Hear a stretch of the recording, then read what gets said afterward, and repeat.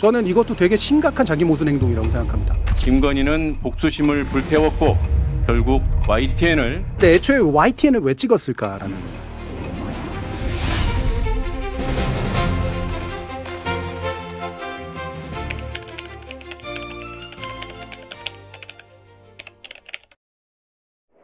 이게 2021년 12월 14일 날 보도거든요. 단독 인터뷰 보도고 거기서 내가 이제 너무 욕심이 많았던 것 같다 이 얘기를 하잖아요. 그리고 같은 날인가 아마 팩트에서 이거 누르는 맞아요. 영상이 나오죠. 아. 이게 YTN 보도로 보통 착각하는데 같은 날 이루어지는 거예요. 갑자기 가가지고 이거 입장이 어떤 겁니까? 그러니까 딱 경호원이 커마나 이렇게 컨텐츠 네. 누르고 가버리는 이게 얼마나 수치스러웠나. 수치스러웠겠지. 네. 라는 거. 그리고 나서 한 그 2주 정도 뒤인가 열흘 정도 뒤에 대국민 사과를 하잖아요. 예. 그 이상한 마이클 잭슨 복장 같은 거 해가지고 아, 마이클 잭슨 입장이에요? 제가 잘못했잖아. 저때 아마 네. 진짜로 속으로 복수심을 부글부글했겠죠. 부글부글 불태웠을 거야. 복수할 거라고 얘기를 했잖아요. 했었고 실제로도. 실제로 했고요. 나중에 그 저기 노종면 의원이 이제 그 공표한 네. 폭로한 바에 따르면 실제 취재할 때 협박을 했었다. 그거 두고 보자. 이런 그렇습니다. 식으로. 예. 그리고 실제로 2024년에 이 사람 민영화 시켜주고 난 다음에 최초로 취임한 사람이 김백 사장인데 취임하자마자 뜬금없이 YTN 보도 잘못했다고 사과했어. 맞아, 맞아. 굉장히 충격받아요. 저는 진짜 충격이었어요. 충격이죠. 예. 이거 YTN 구성원들한테는 쪽팔려도 이렇게 쪽팔릴 수 없는 나는 일인 그 거예요. 진짜 충격이었어요. 이 김백이라는 사람 그래서 지금도 YTN 구성원들은 저 결국 쫓겨났습니다만 예. 사장으로서 인정 못 받은 사람이에요. 원래 YTN은 일단 준 어떤 공영 체제로 운영이 되고 있었죠. 예. 정부 지분이 많았죠. 한전 KDN 하고요, 음. 한국 마사회 이렇게 지분을 합쳐가지고 30%가 넘었거든요. 음. 근데 이제 요거를 윤석열 정부 때 거의 뭐 전격적으로 이제 매각 발표를 하게 되거든요. 네. 근데 이게 좀 이상한 게 이 30.95%입니다. 이 지분을 합치면 정부 지분이. 정부 지분이. 네.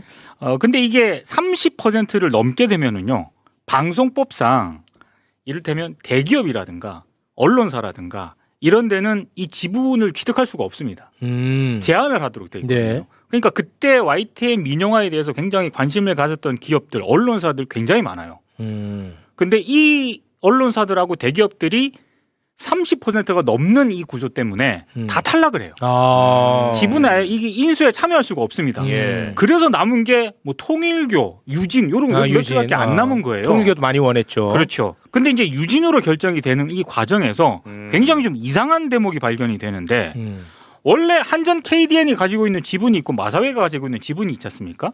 둘이 또 이 YTN 지분을 인수할 때 각각 인수 조건이 달랐어요.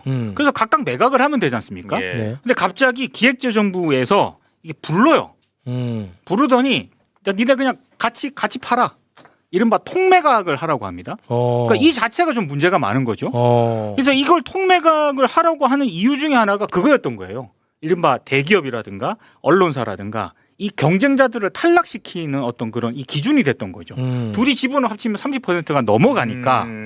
그래서 이제 유진으로 결정이 된 것 아니냐라고 얘기를 하는데 그건 좀 아닌 것 같고, 원래는 기획재정부가 둘이 알아서 하라고 결정을 이렇게 공문을 보내거든요. 그러다가 갑자기 3일 뒤에 그 공문을 보낸 3일 뒤에 불러가지고 통매각하라고 결정하라는 거예요. 그러니까 요 3일 과정에서 뭔가 정권 차원에서 압력이 있었던 것 같아요, 보니까. 네네. 이 부분은 제가 약간은 다르게 좀 설명을 좀 드리면 이를테면은 이게요 방금 말씀 주신 거대를 이런 조치가 없었으면 되게 시간이 오래 걸릴 수밖에 그렇죠. 애초에 한전하고 마사회는 이걸 매각할 의사가 없었어요. 왜냐면 YTN 지분 갖고 있는 거 좋은 얘기죠. 그렇죠. 예. 그리고 이걸 가지고 이제 팔 때 얼마나 적정 가격을 산정해야 되는가 되게 복잡한 문제입니다. 근데 이거를 너무나 쉽게 마치 그 스테이크 잘라주듯이 예. 다리 자르고 머리 자르고 해가지고 딱 먹음직스럽게 만들어준 게 기재부의 작품이에요. 예. 요거 하나 딱 먹으면 아무도 손 못 대고 먹는 애가 바로 대주주가 되는 방식으로 시간을 엄청 줄여주고 엄청 잡일들을 줄여줍니다. 예. 이거는 유진을 위해서든 아니면 인수할 누군가를 위해서든 정말 잡스러운 일들을 줄여준 거죠. 시간이 늘어나면 왜 어렵느냐? 수많은 저항들이 들어올 수밖에 없어요. YTN 파업하죠. 뭐 중간에 뭐 야당 끼어들죠. 그렇겠지. 그리고 뭐 방통위 안에서도 아직 체제도 제대로 정비 안 돼 있죠. 예. 시간이 세월아 내월아 해서 1년 이상 지나잖아요. 그럼 또 실패합니다. 예전에 실패했던 이유들이 다 그런 거였어요. 처음에 뛰어봤지만 안 돼. 근데 이거는 하기로 마음 먹고 아예 기재부를 이용해서 팔목을 비틀어 가지고 이 팔고 싶지 않았던 애들에게 팔게 만들어준 거. 이게 첫 번째고요. 두 번째로 이거는 이렇게 팔게 되면 공공성에 대한 심사를 해야 돼요. 방통위가. 왜냐하면 중공영방송 보도 채널인데 넘어가 버리는 거예요. 아, 그렇죠. 예, 넘어가는 과정에서 공공성 문제가 없어? 이거 심사해야 되거든. 오래 걸려요, 이것도. 이것도 불과 몇 개월 만에 단축시켜줍니다. 예. 그리고 그걸 2인 체제에서 결정을 내려고. 아, 맞아요. 그렇지. 이 두 가지 모두 이거는 작심하고 넘겨주려고 했던 그리고 기존에 있는 모든 보수 정권들이 실패했던 걸 내 때에서는 성공시켜야 된다라는 아주 강한 정권 핵심의 의중이 작동한 결과다. 이렇게 볼 수밖에 없습니다. 그럼 왜 유진이었느냐? 요걸 한 번 더 생각을 해봐야 되잖아요. 예. 지금 유진 ENT 유진 대표가 강희석이라는 사람이에요. 강희석. 강희석. 예. 근데 이 사람이 이력을 쭉 보니까 최상목하고 겹치는 부분이 많습니다. 아, 최상목과 접점이 있어요? 고등학교 선후배, 네. 아. 서울대 법대 선후배, 행정고시 선후배. 행정고시 선후배. 그러니까 이제 연결이 된다면 어떤 그런 사적인 네트워크 그런 쪽으로 연결이 되기 아. 때문에 유진으로 가는 게 아니냐. 이게 아니겠냐 그렇게 추정해 볼 수 있습니다. 왜냐하면 그때 통일교도 뛰어들었고 많이 그렇지. 뛰어들었거든요. 네. 근데 유진으로 간 배경에는 무슨 어떤 엄청난 뭐가 있다기보다는 이런 사적인 관계가 더 작용을 하지 않았나 이렇게 좀 추정만 해보는 거죠. 처음부터 유진을 찍어서 만들어줬으라고 생각하지는 않고요. 아, 그거는 아닌 것 일단 같고. YTN에 넘기는 게 목적이었고. 아. 근데 해줄 수 있는 게 몇 개 없어. 통일교 그 유진은 늘 등장하는 그렇죠. 쪽이거든요. 이 미디어 쪽에서 언제나. 근데 이 중에 어디로 넘겨도 사실은 정권 입장에서는 크게 상관이 없었는데 그건 밑에서 알아서 해. 그러면 제가 볼 때는 최상목 라인이 됐건 뭐 기재부 라인이 됐건 간에 여기서 장난치기가 되게 좋았던 그런 상태가 만들어진 거죠. 유진 ENT라는 회사 이게 문제가 있다는 지적이신 거죠, 이 부분은? 네. 유진 ENT 등기를 떼보면 직원은 한 명입니다. 대표이사 한 명, 김모 씨. 근데 자본금은 1,000만 원이에요. 네. 이 회사가 방송사를 소유한다는 게 말이 안 되잖아요. 그래서 요번에 조건부 승인을 하면서 유진 ENT의 사회이사도 안 치고 감사도 안 치고 좀 제대로 이 모양새를 갖추라라는 조건부 승인이 나온 거거든요. 그러니까 방통위도 이걸 알면서 또 승인을 한 거고. 예, 심각한 문제가 있다는 걸 안 거예요. 그리고 특히나 2015년도에 경기방송 매각 이슈가 있었어요. 예. 그때 경기필이라는 그 페이퍼 컴퍼니가 신모 씨가 경기필이라는 페이퍼 컴퍼니를 앞세워서 경기방송을 인수하려고 했는데 그렇게 유령회사 내세워서 인수하는 거 안 된다 하면서 방통위가 불허했거든요. 그땐 안 된다고 했으면서 예. 왜 이번엔 승인을 했을까? 이게 사실 지금 방통위 자체가 기형적인 구조예요. 방통위는 합의제 행정기구고 방통위원 5명이 어떤 결정을 내리든 서로 합의하라는 거거든요. 원래는 그렇죠. 예, 이게 설립 취지이기도 하거니와 최근 MBC 권태선 이사장 항소심에서도 고등법원이 그런 판단을 적시했습니다. 예. 이게 입법 취지가 그렇다. 그래서 2인 체제에서 내려진 방통위의 결정은 위법하다는 취지로 판결을 내렸거든요. 오늘 방통위가 유진그룹의 YTN 매각 승인을 한 것도 김홍일 이상인 2명이 한 거예요. 네. 그러니까 방통위의 설립 취지를 몰각한 결정이죠. 이 부분도 예. 이제 법적으로 갈 경우에 문제가 생길 소지가 있다고 보시는 거고. 네, 분명히 문제가 있고요. 이 부분을 핵심 근거로 해서 집행정지 가처분도 내고 이 매각 취소 소송도 낼 계획입니다. 노조 차원에서도 여러 가지 대책 지금 생각하고 계실 것 같아요. 이거 포함해서요. 네. 네. 법적 대응이 가장 시급하고요. 일단 가처분 얼른 해서 유진그룹에 넘어가는 것을 일단 막는 게 거기에 중점을 두고 있습니다. YTN은 왜 팔렸을까요? 공공 언론사가 왜 유진이라는 사기업에 팔렸을까? 유진으로 팔리기까지 여러 작자들이 나서서 침을 흘렸죠. 그 가운데 하나가 통일교 쪽입니다. 한겨레 단독보도, 경향신문 단독보도 보십시오. 윤영호라는 통일교의 고위 인사가 건진에게 이렇게 얘기합니다. 통일교는 보수적인 종교단체이고 김 여사를 위해 보수적인 언론사가 필요하다. 그리고 조금 전에 그 고가의 금품을 김건희에게 전달했다고 시인했다는 속보가 뜬 건진법사 전성배 이자가 윤영호에게 답합니다. YTN을 인수할 수 있도록 조치하려고 한다. 이철규 의원도 등장합니다. 그리고 여러 실행 단계를 거쳐서 결국 유진으로 갔습니다. 그래서 이게 왜 YTN 멀쩡하던 YTN을 팔아넘겼을까? 김건희의 복수심 때문이라는 의문이 그동안 계속 제기돼 왔어요.